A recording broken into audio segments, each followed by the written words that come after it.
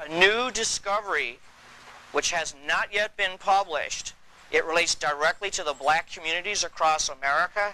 After here, I'm going to Bimini. As she said, I'm also going to be speaking at the Ouachita Conference again in Louisiana about this. But before I tell you about that, people will say, well, big deal, so what? Why is history important at all? History is extremely important. Imagine if I could take from each one of you as an individual everything you knew about life up to last week and just erase it. Where would you be? You'd be lost. You'd be incompetent. You wouldn't know how to plan for the future. And you do the same thing with a people. If you erase their history or you don't tell enough about their past, they also become incompetent and they can't fulfill the future. And that's why a lot of people in the black community have felt, well, how come all of the dreams of the civil rights movement aren't yet fulfilled? And one reason is because this history is still suppressed. It still isn't taught. But there's been a recent discovery which is going to blow the lid off of all that. And that's what I'm going to talk about. Now, basically, what science has now found, although this is suppressed for the most part, there have been some great researchers. You have some wonderful books there, like by Ivan van Sertima, who's talking about these things. This is not taught in your public schools, although it will be. The history that the children are learning today is not going to be history that's going to be taught in the next 25 years. It's going to be radically different. We now know for a fact that long before Columbus, there were 4 major migrations of blacks to the Americas, different parts of the Americas, for totally different reasons, totally separated from each other by many centuries. But nonetheless, there were these black,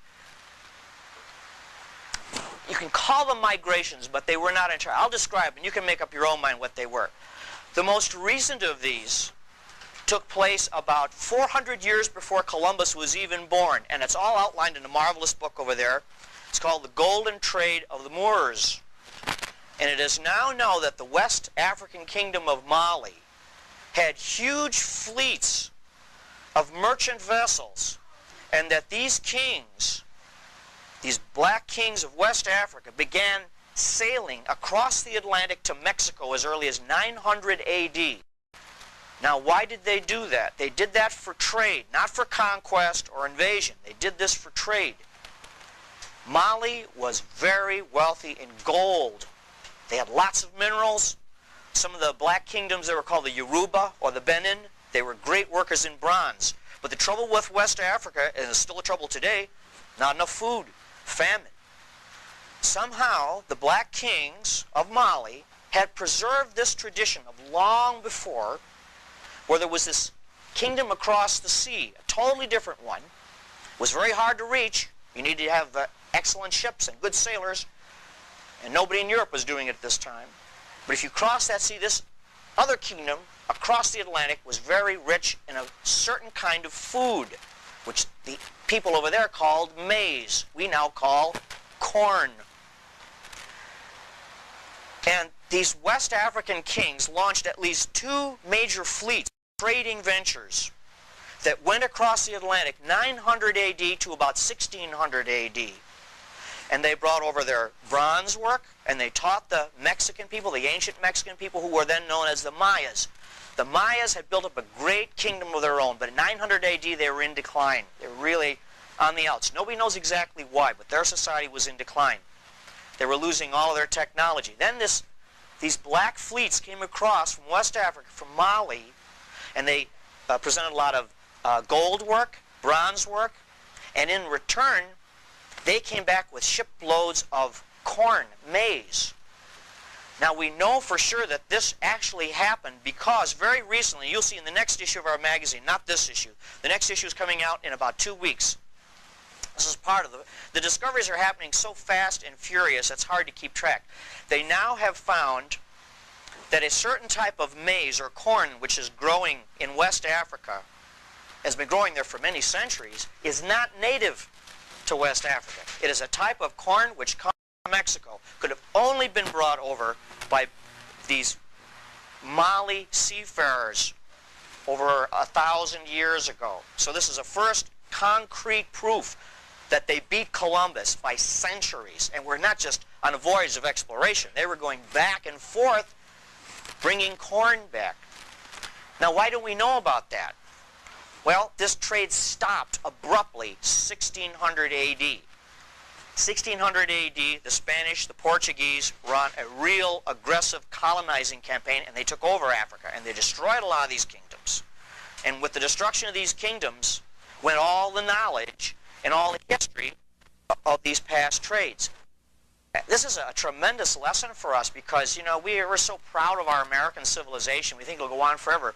But when a civilization falls, history tells us it takes almost all memory of it with it. Civilization is really very fragile. And that's why these lessons from the past are very, very important. If we want to preserve our civilization, we have to learn what happened to these others that crashed. So we know for sure between 900 and 1600 AD, long before Columbus was even born, as I say, these blacks were trading, these black kingdoms were trading with Mexico. If I have to refer to my notes, it's because this is new to me as well. There's also traditions in Mexico, ancient Mexico, of these black kings coming. And one of them was called, by the Mayas, if I pronounce this right, Ecchuua, which means the black calabash or the black gourd. It referred not only to his black skin color, but also this gourd that he brought over. This gourd has been portrayed in these Maya hieroglyphs. This guy is portrayed as a West African type of man with robes and everything. And he's holding a gourd in these glyphs. That gourd has actually been identified as a West African type of gourd. So here we're having wonderful proof that there were these contacts between Africa and Mexico. And they actually referred to him by this name. And it shows that the Mayas and these Mali civilizers, these Mali traders, got along really well. It wasn't a conquest. It wasn't one society taking over another. They both had things to offer each other. The Africans had to offer metallurgy and gold, and the Mayas had to offer corn. So there's a wonderful example of, for ourselves too, two totally radically different cultures, separated by a vast ocean, tremendous cultural and racial differences, and yet they still cooperated and got along real well. So it can happen. But these Mali kings, 900 AD, they set out because they had a legend that there had been blacks going long before them. It was only a legend. It was only a myth. And it was on that myth that they chanced and they went across the sea and it worked out for them. But that myth traced all the way back to an even earlier black contact between Africa and America. And I'm talking about now not Mexico, but what we call now the United States. And this relates to this new fabulous discovery that is coming out. About 200 years before Christ, up until right at about the time of Christ, in other words, about 2,000 years ago, there now appears that there were wealthy West African and North African blacks who left Africa on a pilgrimage and came, if you can believe this or not, but there's solid proof for it now, to southern Illinois. Now I'll explain how that happened. In 1982, our time, there was a guy who was going along southern Illinois. He was a cave hunter. And he was, I don't know if you're familiar with southern Illinois at all, on the Ohio River, it's just honeycombed with caves, thousands of caves. They have not all been explored by any means. And he was involved in sports for hunting in caves. It's done all the time. It's rough work. Sometimes these caves are very narrow. He went into, to make a long story short, he went into this cave that no one had ever seen before. And he squeezed through a very narrow entrance, and all of a sudden it turned out into an enormous room. And in this room, he found great sarcophagi, or coffins, coffin lids, made out of stone. The walls are engraved with all kinds of stories, picture stories of men and women in old costumes from the ancient world. And then on the floor he found stacks of thousands upon thousands of these black rocks that were beautifully engraved with the profiles of people, not Indians, people from other parts of the world. Some of them were white, some of them were Asian, but hundreds are of black people, all in profile. They are made on a type of rock that is found really mostly only in southern Illinois in caves. This rock is like a clay. You pull it out of the ground and you have like a stylus or a pen, and you can draw on it real fast. You can draw profiles and letters, and then as it dries it turns into a hard rock. And these rocks are piled up on the floor of this cave. Now this man's name is Russell Burroughs. He's not an archaeologist, he's just a spelunker, he's a cave enthusiast. He brought these out over time. They're very difficult to bring out because the cave entrance is so narrow. And he's brought out now almost 10,000 of these magnificent tablets. They're very crude looking as rocks are concerned, but the drawings are beautiful. And they show the profiles of black people, some with scarification, which is West African, mostly with not that, some with specifically West African robes, which are still used today. Some will have a man on one side and a woman on the other. Some will be entirely women. It has each one of these 10,000 have a script associated with these pictures. Nobody's been able to translate the script.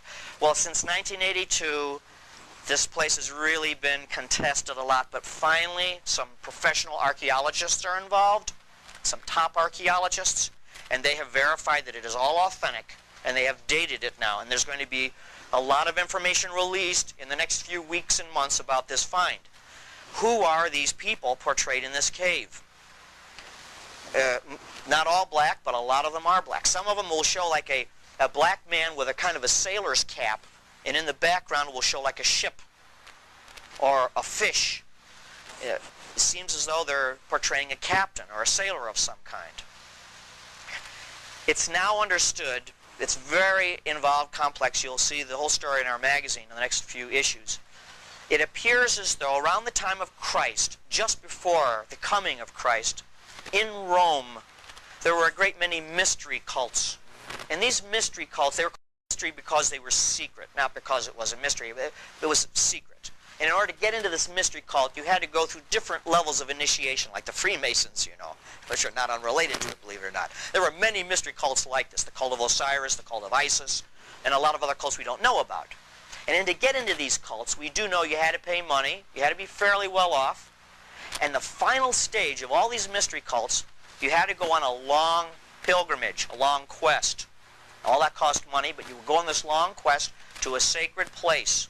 And at that final sacred place, you go through an initiation of some kind.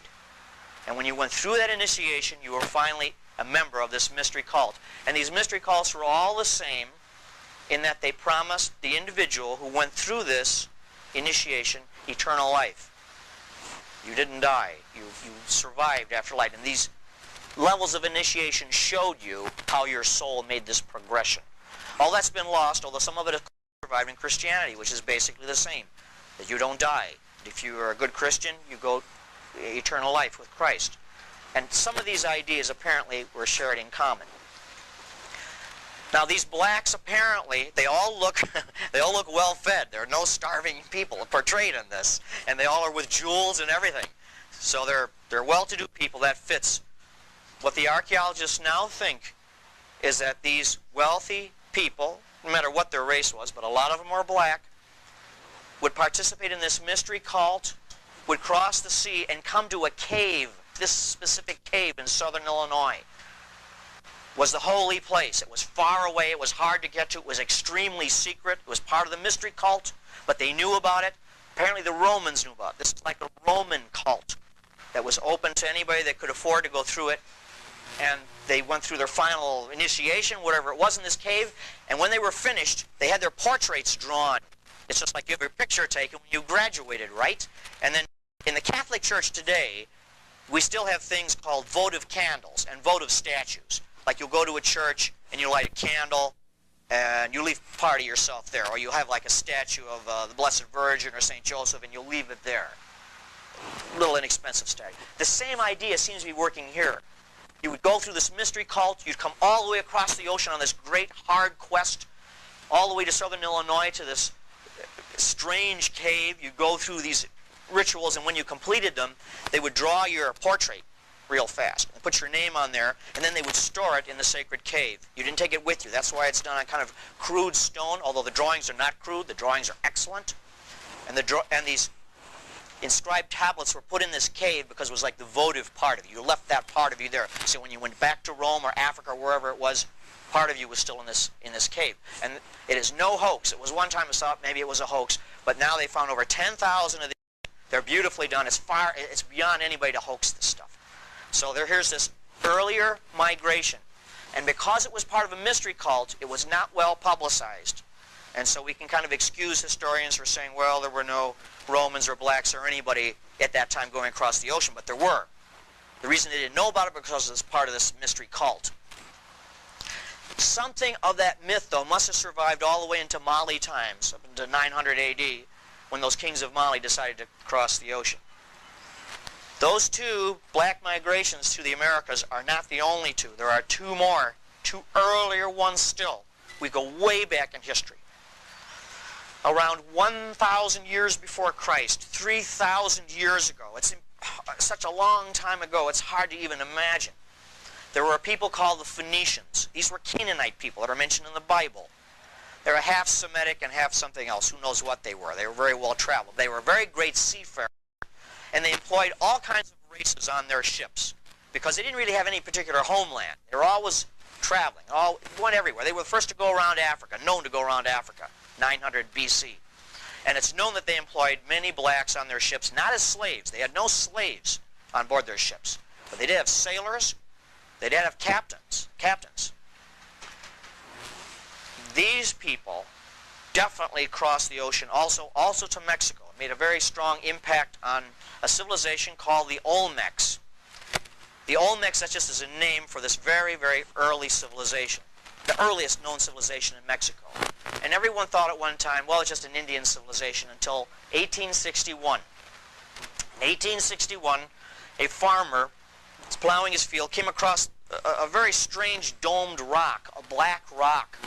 And he couldn't dig it out. The more he dug down, the bigger this rock got. Until he dug the entire thing away. It took him weeks to dig it away. And it turned out that he unearthed a 9-foot-high statue of a head, beautifully done, of an African, not an Indian at all the portrayed features of a West African man. From that time until recently now, there have been 11 of these giant stone heads. Let's see, I'll give you an idea how big they are. They're an average, well, there's 11 found now. They're between 6 and 9 feet high, and they weigh 40 tons apiece. They're magnificently carved. While these were being found, more of the Olmec civilization was found, and a temple was discovered that had also the same type of people, these West African people portrayed as kings and warriors. So, when the first archaeologists found these, it says, well, these are probably just blacks that got blown across the sea and were enslaved. But you don't make huge heads portrayed with crowns of your slaves. You know, these were obviously regents, powerful people. How did they get there that long ago? Because those heads are dated to about 3,000 years ago. So far as is known, there was no black civilization then. That came later. It appears that these were sailors and captains working with the Phoenicians. Maybe they jumped ships, maybe they got shipwrecked, but somehow they got along fine with this Olmec community, so much so that they rose to become the leaders of that society. One of the other new things that have been found is that the heads, the black heads of these great Olmec kings, wear a strange kind of headgear. It comes down halfway by the ears and circles the entire crown of the head. There's nothing like that anyplace else until they found, starting to find now, these old leather crowns that were studded with gold and brass that were used by the early kings of Mali. So only 2 places in the world do the same strange type of crown, amongst the Olmecs in Mexico and West Africa. So here again there's this parallel. Now, even older than this, I mean, they talk about, you know, our ancestors coming over on the Mayflower. This beats them by thousands of years. There has been another stupendous discovery. I mean, they're coming so thick and fast, probably because our technology is expanding, as you know. And as our technology expands, we're able to find out more faster. Over in Japan, and this relates to what we're talking about, was found an underwater city, the first ever found. It's right off the coast of southern Japan, by Okinawa, where the great battle was fought in World War II. And this underwater city extends for 311 miles on the bottom of the ocean floor. The deepest one is 100 feet, deepest building is 100 feet, the others are 20 and 40 feet. And they show streets and boulevards, they show pyramids. I've got photographs I'll show you tonight. These photographs have not well been publicized, but they will be. Great plazas, huge steps, all underwater. Now, this place is probably related to another old legend, and that is of the lost civilization of Mu. Mu was supposed to be a Pacific Island civilization that sank long ago, but before it sank, and while it was sinking, it was not a fast or catastrophic end for the most part. While the oceans rose when the ice melted at the glacier. The glaciers that covered all of this area, you know, at one time. 10,000 years ago, they began to melt very rapidly. And when they melted, they flowed into the oceans of the world, and they raised the ocean level by about 100 feet. So this civilization goes back maybe 10,000 years. Hard to believe, but the evidence seems to suggest that the city at the bottom of the sea goes back that far. The reason I mention that is because all of the traditions of Mu and all of the research that has been done into it in our show there were three races of people on Mu.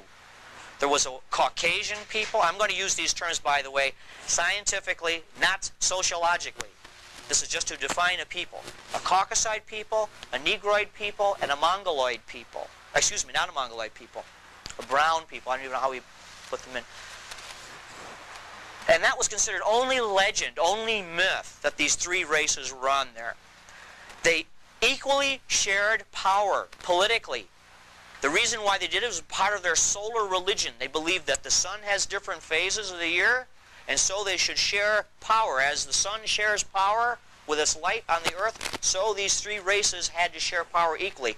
The reason why they believed that was they believed God manifested his power and his identity in natural law. What you see, the flowers growing, the sun, the stars. You can't see God, but you can see what God does. That's God's law. So if you live in harmony with God's laws, you see it in nature, doing God's will. That's what these people believed. And so by having the sun at different phases of the year, you share different power. Sometimes the white people, the Caucasoids would be the power. Sometimes the blacks would. Sometimes the brown would. That's their tradition. When this land sank, this high civilization brought some of its ideas to different parts of the world. The brown people became part of what is now Polynesia. And the Polynesian, I can tell you for a fact, the Polynesian legends are thick with stories about Mu. The Hawaiians have a people they call the Mu, who were there before they were. The white people apparently didn't do as well physically. They were more or less wiped out, or they dispersed and intermarried with people in China, it appears. But the blacks, however, went in two directions. And this is beyond legend now. Now we're moving into hard science. When Mu sank, or when Mu was in the process of being inundated by this great rising wave of water, they went in two directions. They went out to what is now known as Oceania and became a people known as the Negritos. And they also went towards Mexico and impacted this Olmec civilization. And the reason why we now know that is because there was a genetic trace done. You know about DNA now. That's getting a lot of play in the paper. DNA means you can trace the genetic code of a people. The genetic code of the, and there are still native blacks in Mexico. That's never been explained by archaeologists before Columbus arrived. DNA tests done on them. DNA tests done on the bones of some of the Olmec people, not all of them, the ancient remains, show a definite genetic trace, not to Africa only, but across the Pacific. When they found that out, they said, that's got to be wrong. It just doesn't, there are no black people out in the Pacific, but there's this definite trace, lineage they could trace out towards Hawaii and beyond Hawaii. Then they began a worldwide match of DNA. Well, who does these strange black people, who do they match up with? They don't match up with Africans. They matched up with the Negritos in Oceania. It looks now, scientists believe, there was a central point from which they went in both directions. So this is a marvelous heritage. And, you know, some people say, well, you're a white guy, how can you talk about stuff like this? I get flack from this on both sides. The purpose of our magazine is to tell the truth about what happened to our country and our continents before Columbus. And if it shows that there were white Vikings here, and there were, we tell that. And if it shows that there were Asians here visiting, Chinese here visiting Mexico, we'll tell about that. And if there were blacks here, we have to tell that too. That's all part of our heritage. And I think it's thrilling and exciting for all of us. It's remarkable. So what we're telling you, I mean, this is just in a nutshell, and you're going to be seeing a lot more of this, not just in our magazine. Believe me, you're going to be seeing this on TV. It's bound to burst out because it's really known in the archaeological community.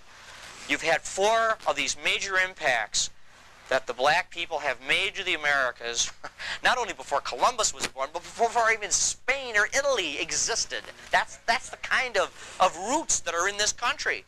And by knowing that, and the more you know about it, it's an empowerment. You're really rooted.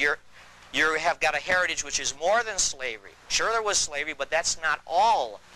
That's a small part of it. Long before that, there's a heritage of kings, seafarers, religious missionaries, and they were all here. But it happened so long ago, there's just so little of it left. And that's basically my story. What connects it up is even the word Moor, because it's pronounced differently in different parts even of Africa. And they call themselves Moor, Mu, Mur. There's all variations of that, so that even the name Muir. I'll leave you with one thing which is really interesting, too, that relates to this. The Mali kingdom, part of their religion, around 900 AD, they believed in a god called Vodun. Vodun or Vodan. And they said Vodan was this great sailor who came across the sea, and he taught the Yoruba and the Benin tribes how to work with metals. And he was their man god, as it were. He was like their founding father, their George Washington, was Vodun. And he brought tablets. He said they brought tablets, which he taught people how to read. Vodan was his name. Vodan and Vodun. Across the ocean, all the way across the Atlantic Ocean, amongst what they call the Quiché Maya, or the lowland Maya that I talked about, they have a tradition of a god they called Vodan, same name, who brought tablets across the sea to tell them how to work metals and so on. So here we're dealing with the same tradition. This is something which is not made up or interpretive. It's the actual fact. It's the truth. So the more of these you have, like I say, the greater the sense of empowerment. So I'm going to stop here because I think these photographs are better than anything I can say. And if you have any questions, feel free to interrupt the action here. Yeah, I'm going to have to turn the slide off, I guess.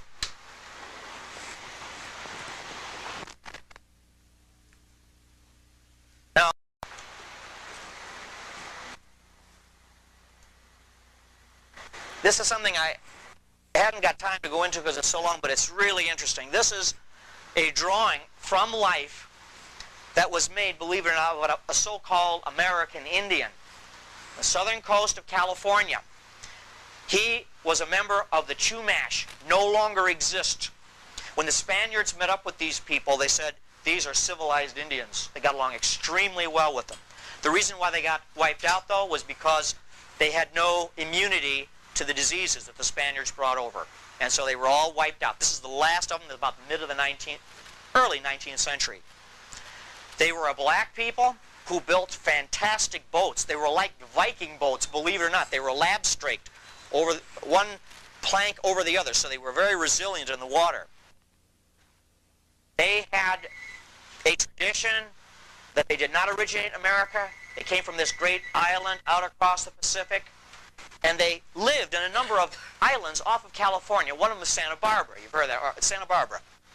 And they called Santa Barbara Limu. That was their name for it. So this man, probably the last of the Chumash, one of the last of the Chumash, represents one of these people from Mu, the very early times. These are representations from Ivan Van Sertima's book. You've got one of them here. It's excellent. These are one of the Olmec heads. This is one of the figurines that are found throughout Mexico. What's interesting is that these people are never portrayed as servile or slavish. They're always portrayed as prosperous, as bringing things, bringing metals. Oh, I forgot to mention, too, a grave was found in the Virgin Islands of a skeleton that was dated back to about, not too long ago, to maybe about 1200 AD. But still, centuries before Columbus came here, definitely had a black skull, negroid skull, and he was buried with an iron tool.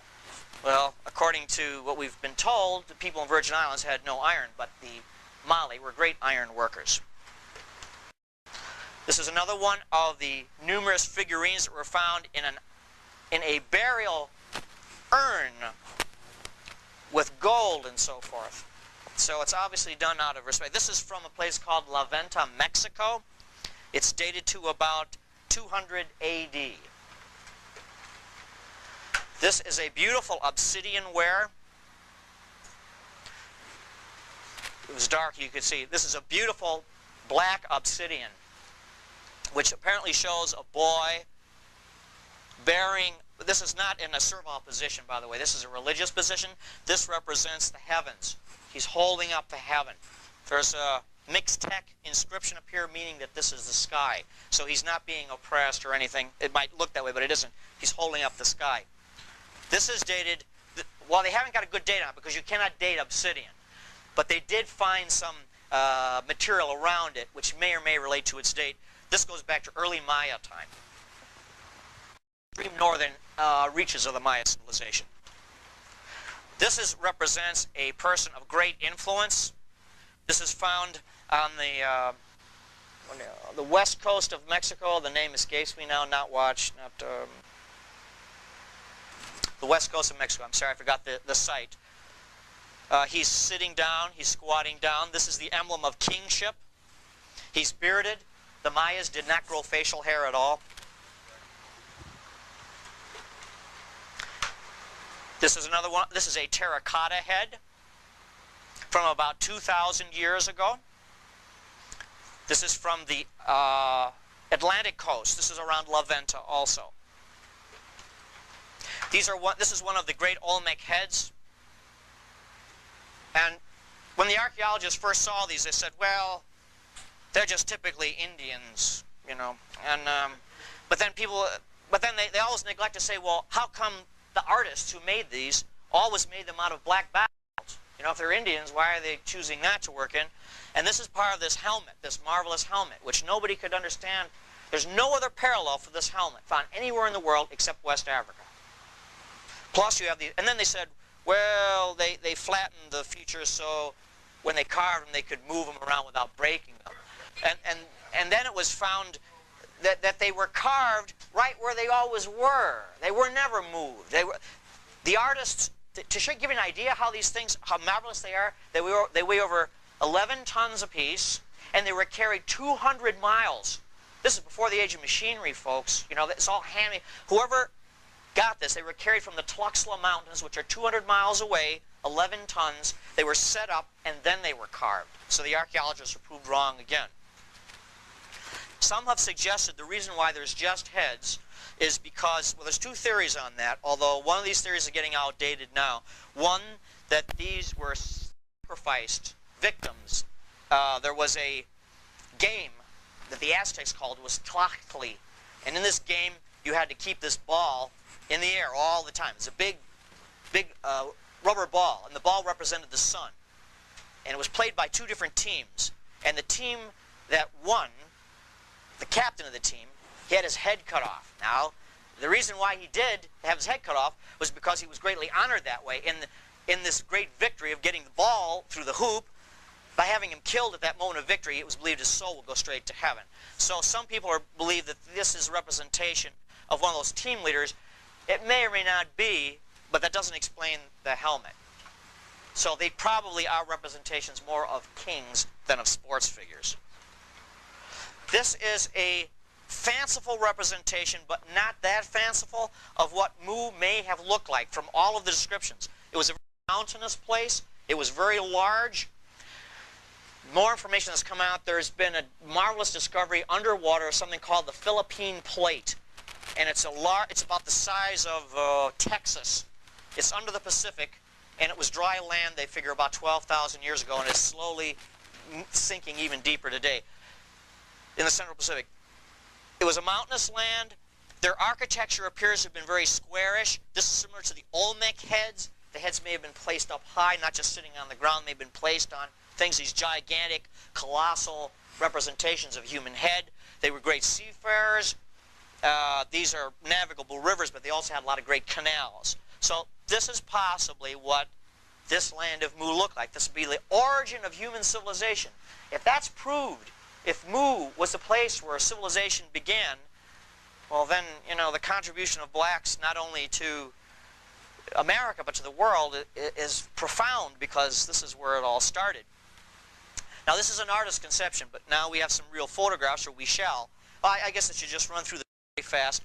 The story is that Mu was prosperous, but of course it was on an area known as the Ring of Fire, and that's in the Pacific. The whole Pacific is surrounded by severe volcanic activity.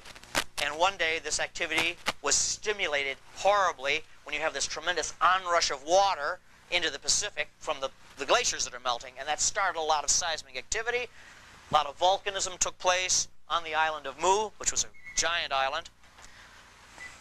And here be a representation of their civilization. They did have turrets, by the way. That appears to be the representation of some of their artwork.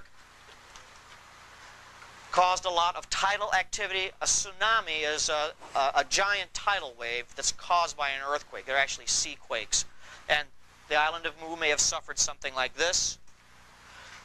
The civilization was threatened by the onrush of lava, volcanic activity, and eventually these great waves came and rushed in over the civilization and buried it underwater, smashed it with these great tsunamis. And this is part of the legend now, the fanciful thing of the Great Flood, which appears in worldwide myths, and covered it completely. Now, in 1995, scuba divers off the coast of Okinawa, just sports divers, started to find some very strange-looking features underwater. Some of these photographs are taken from the Japanese press. It hasn't made much publicity in this country. It's been on CNN, but that's about all. Some of these photographs are taken from a video. Others are from the Japanese magazines. And the divers began to find this. This is the first one they found. This is about 100 feet underwater. This is a great plaza. The remains of a stairway, some kind of a walkway. This is off the island of Yonaguni, which is not far from Okinawa. This is part of this great stair. Here's a scuba diver you can see. It's about 100 feet underwater. This is coral incrustation. So they know that it's been underwater a very long time. It's a huge building.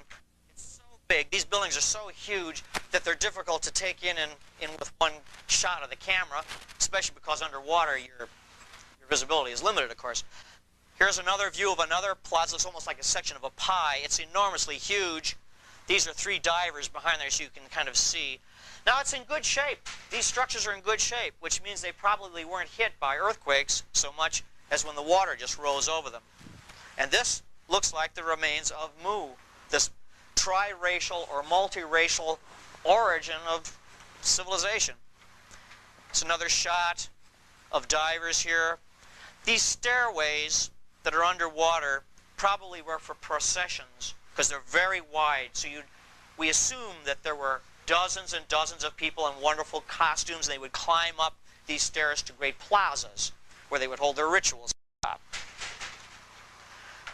This is to give you some idea again of the size. These are just little divers here.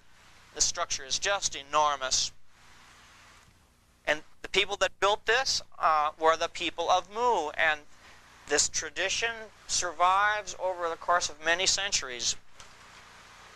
This is a Japanese archaeologist now, and when this thing was first found, they thought, well, maybe it's a natural formation. But then they did measurements, and they found that all the angles are at almost perfect 90-degree angles, and nature doesn't work that way. So it's been confirmed as absolutely man-made.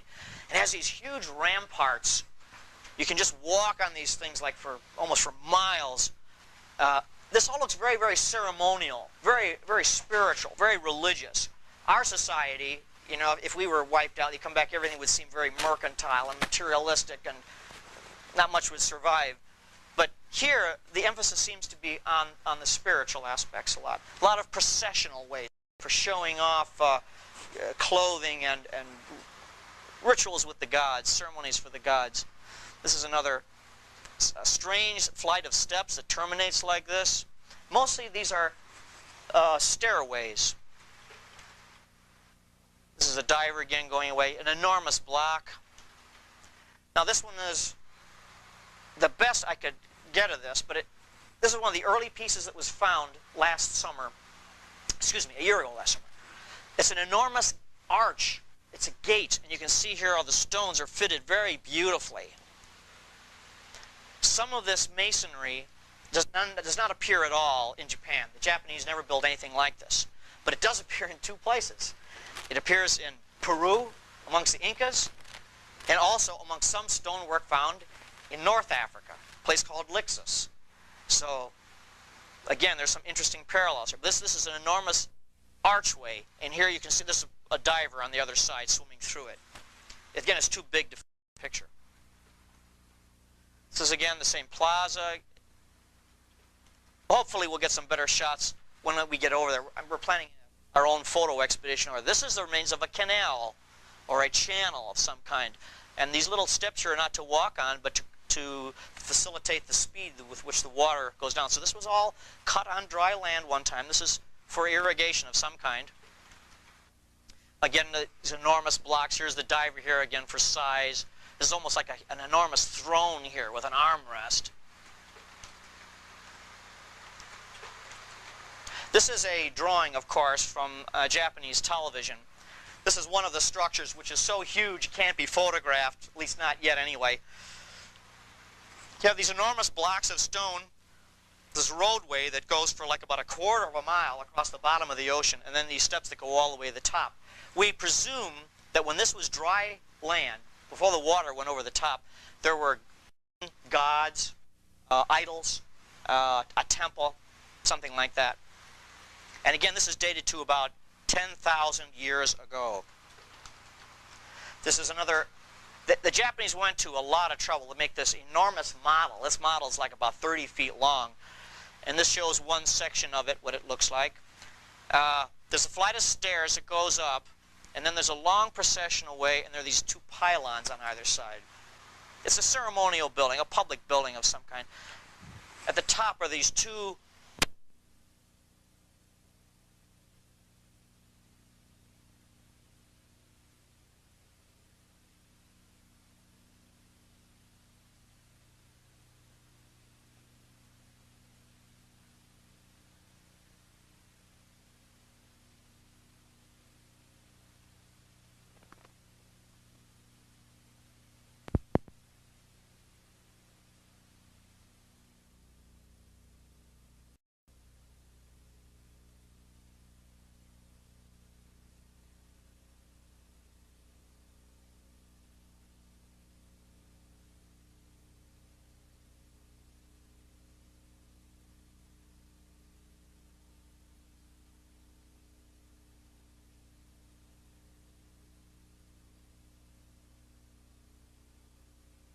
as appears that it has been seen. So, the dates for that are pretty reliable. This is an overhead view of one of the structures, again, basically what it would look like. This is of course, a drawing. This is one of the models that the Japanese have done.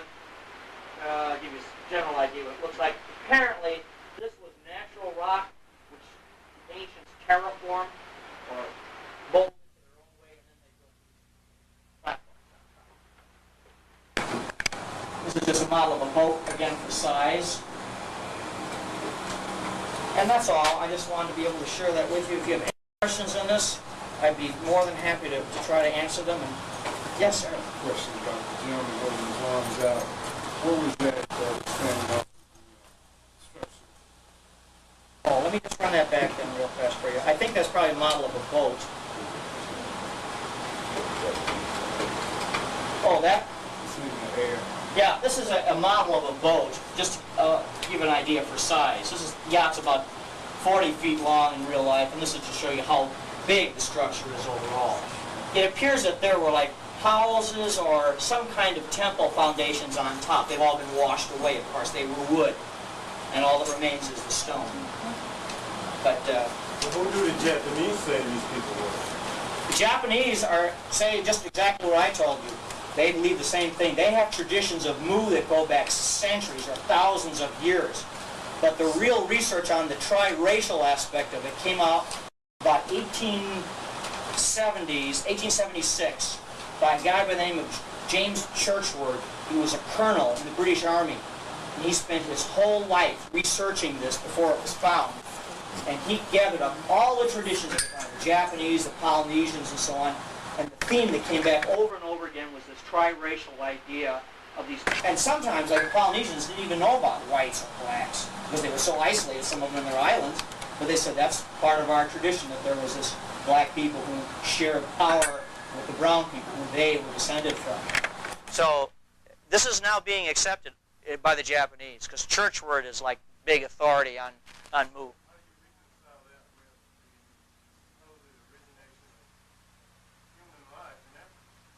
Well, the origin of human life in Africa goes back long before this even. This is the origin of civilization, not of man or of life. That took a long time for human beings to rise up from their earlier beginnings to become civilized. This appears to be where man reached civilization. That it took a long time. It took maybe, well, hundreds of thousands of years at least. Yes?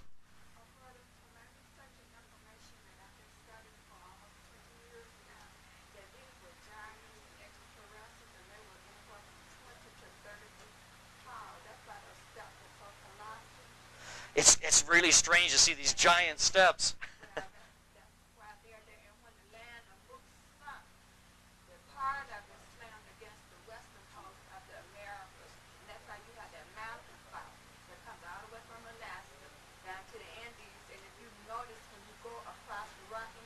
Yeah. Oh, yeah. Well, I don't know about the extraterrestrials, but it's interesting you mention about the giants, because the Polynesians have said about how giants did build these places. And there's all kinds of stories. So I don't know that they were actually giants, but they might have been very, very tall people.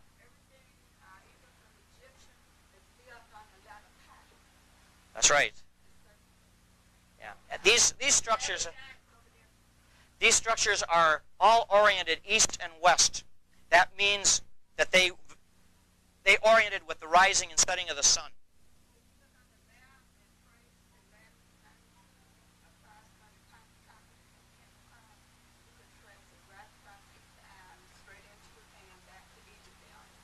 Right.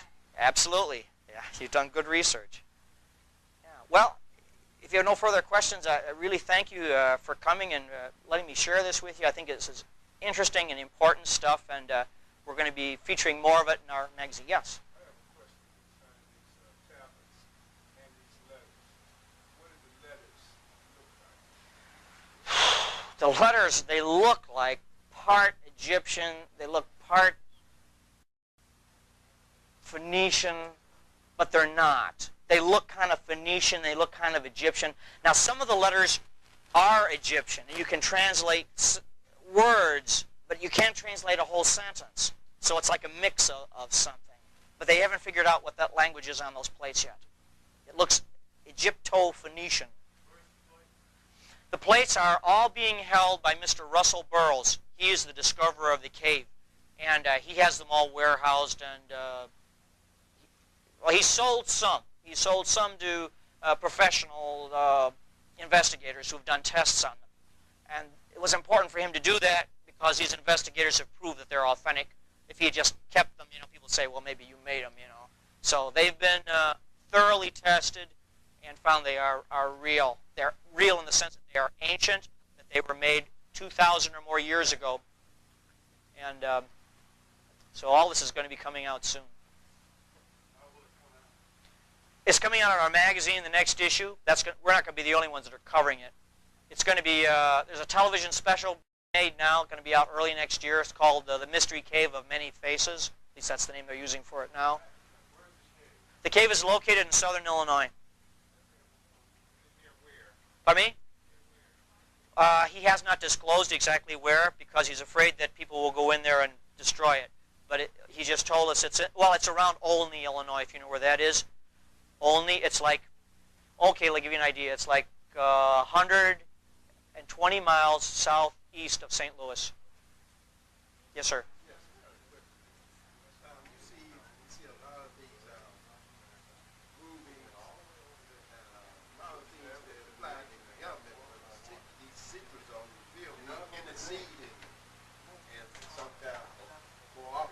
Yeah. Why is it that they haven't done this with this? Well, I think that there's all kinds of political reasons involved. People have their own personal agendas, and I don't want to really talk on that because I don't know why they would not want to share this. The only thing I know is that there's a new generation of people coming up now who are open to the possibility of people from Africa, especially from Mali, who came here and did great things. So it's coming out now.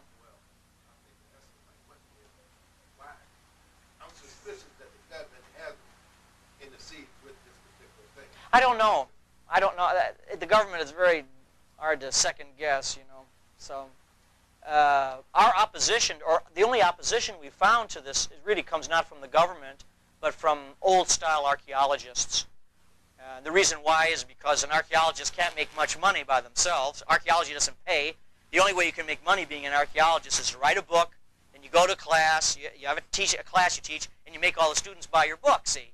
And your ideas are in that book. And if somebody comes along and says, oh, no, there was somebody here before Columbus, then he's going to object to that because he doesn't have that in his book, see? So there we're getting resistance from these old-style archaeologists, but they can't stop it now because it's too well documented. Yes, sir?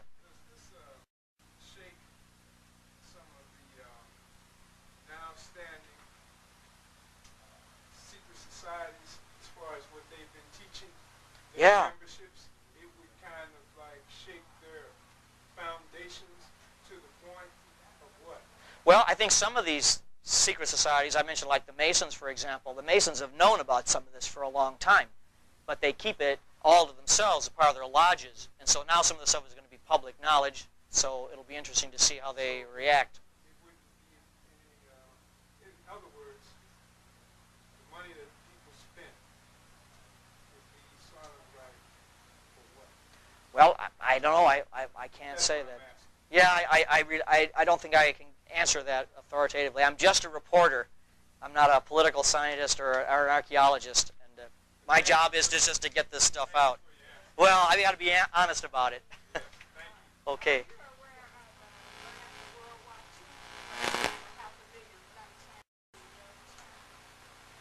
I didn't think it was that much, but I know that there have been traces of blacks found in China, and that also is suppressed or just not publicized at all. But I never heard of a number quite that huge, and that the Chinese knew about it like for many, many years. But that's part of the migration from Mu through the Pacific, it appears. Yes?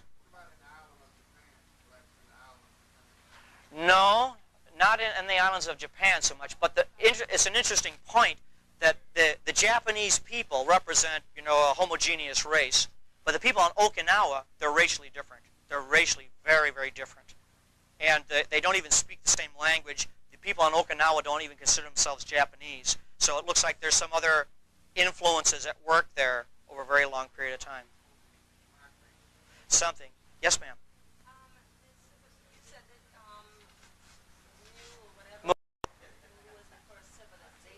It looks that way. Yes. Yes.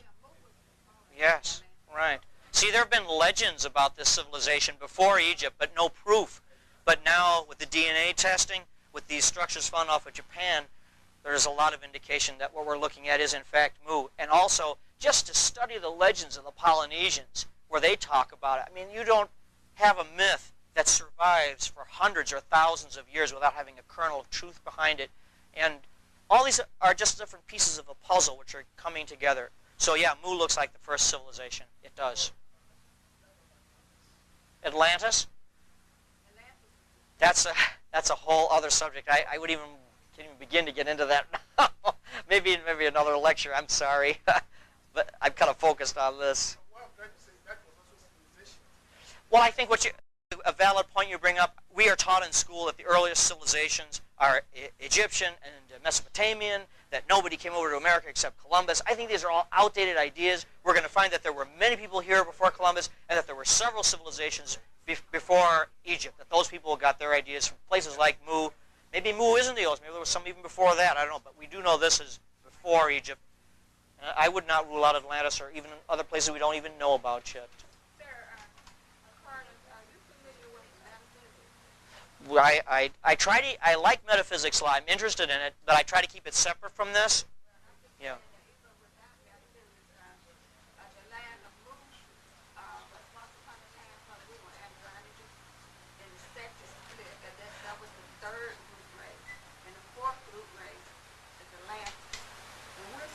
The fifth. Yeah.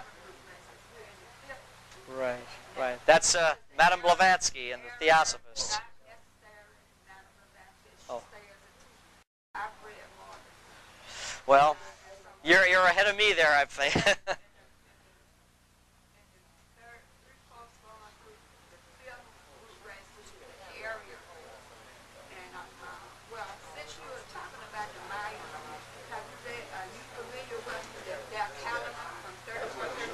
Yes, yes. Right, very interesting. That's the end of... Something big will happen then. You showed that other clip that I asked you to show back. It seemed as though, in my eyes, play no tricks on me, that it was being held in the air by itself, that model ship that was standing. Oh, he just had a thin wire that held it up, that's all. Yeah, sure. They didn't want to show That's that. what I want to know. You sure they had the wire? Yeah, you can see it clearer on the video. I just took this off the video there. Yeah, he wasn't levitating his ship or anything. All right, yeah. So, okay. Well, any other questions? Well, again, thank you very much for allowing me to share this with you. And the Ouachita also is going to be carrying some of this in their newspaper. So. Right. Right, that's when it first came out. And now all this new material, we can hardly keep up with it, so much new stuff.